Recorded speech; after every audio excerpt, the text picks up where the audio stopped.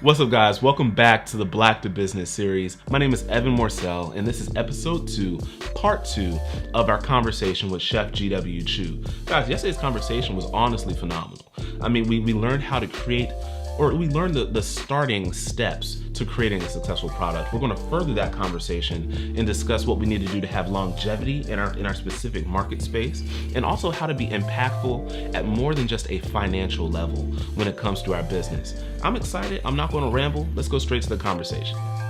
You gave me the opportunity of shadowing you at the Black Food and Wine Experience. Yes.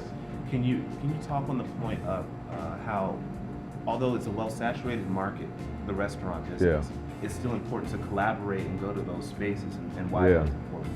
Yeah, I mean, one thing is like, with us, we have a niche in a sense, because we're a vegan company, vegan food products that we actually make and so forth. So for us, it's more of an outreach opportunity. As a company, whenever you have a niche brand or a niche product, the more events you can do, it allows you to, because especially if it's different than the norm, you stand out. And so for us, we're at the Black Food and Wine Experience, and we have a vegan rib, you know what I mean? And so people who've never actually had something vegan, then there's a vegan rib, it was just an amazing experience for those individuals. And so I think, again, having something that's novelty, something that's unique, and your unique selling point, as we say in business, is important. That gives you opportunity as you grow your company because you kind of stand out from the crowd. So would you advise that every restaurant have a niche? Yeah, I think it's important in today's game. A niche might not mean some type of specialty food concept. It could be that, hey, you serve the homeless. It could be that, you have a community focus where you employ, formerly incarcerated individuals. It might be where you have a program for women, who might need a second chance or who might need, opportunity for mentorship. So it can be a cause, it can be a unique product.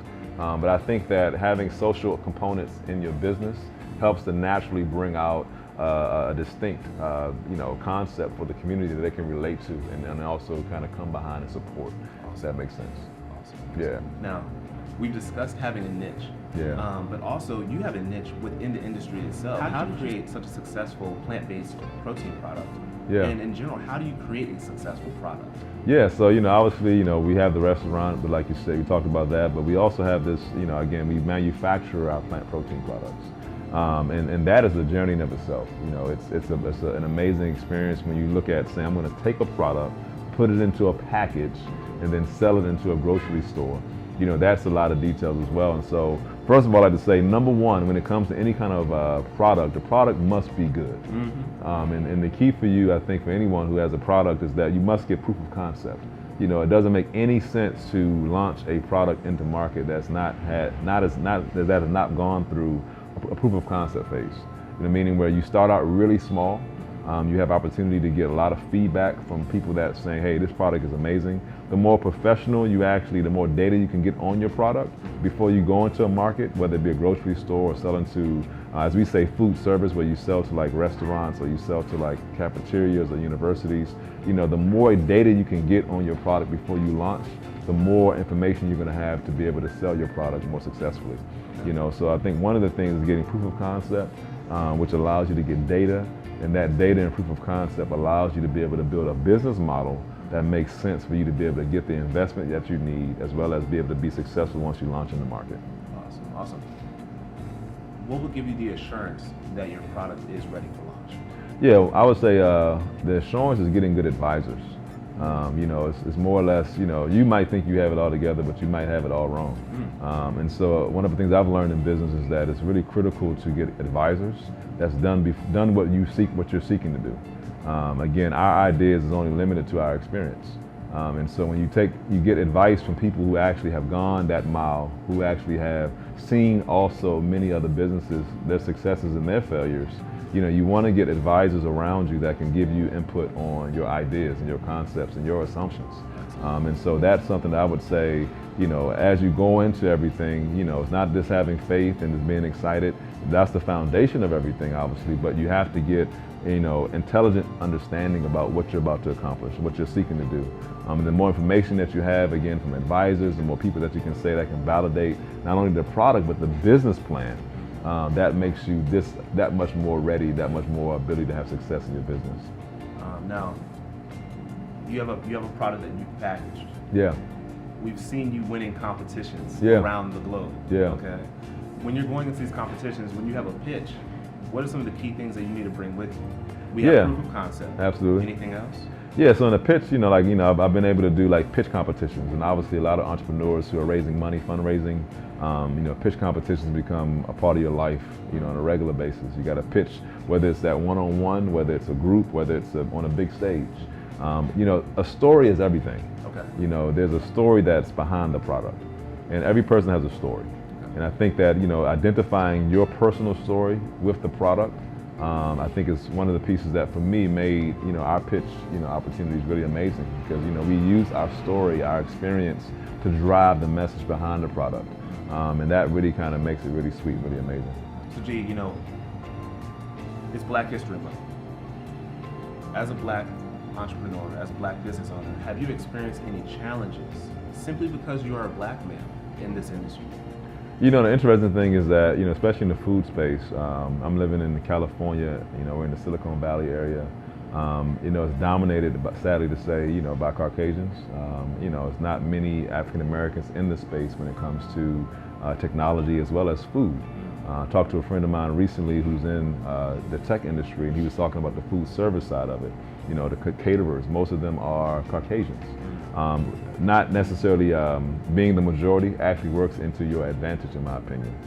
Because when I'm in a crowd, let's say I'm at a convention, and the convention, let's say it's 1,000 people, only 1% is Black. 1%, only 1% is Black. So guess what? I stand out. That's right. So it's not actually a negative thing, it's actually a positive thing, because now we can bring awareness to the issues that, there are some people out here that are creating some amazing products, and we have sound businesses. And so it brings more value to the space. And I think the more they see us that's in the space and having really amazing products and solid concepts, I think it's only going to work to our advantage. So is there racial disparity? Absolutely.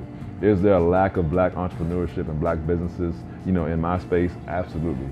But I think for us, we're in a situation where, I believe if we discipline ourselves, if we work hard, if we, I like to say put God first, all of those things, success is guaranteed. Success is imminent. So, color is nothing but a color, man. It doesn't change your opportunity, it doesn't change what you can bring to the world. So, G, I want to be respectful of your time. Okay. Thank you so much for coming out. I have one more question. Actually, it's a two-part question. One, where would you like to see the Veg Hub in 5 years?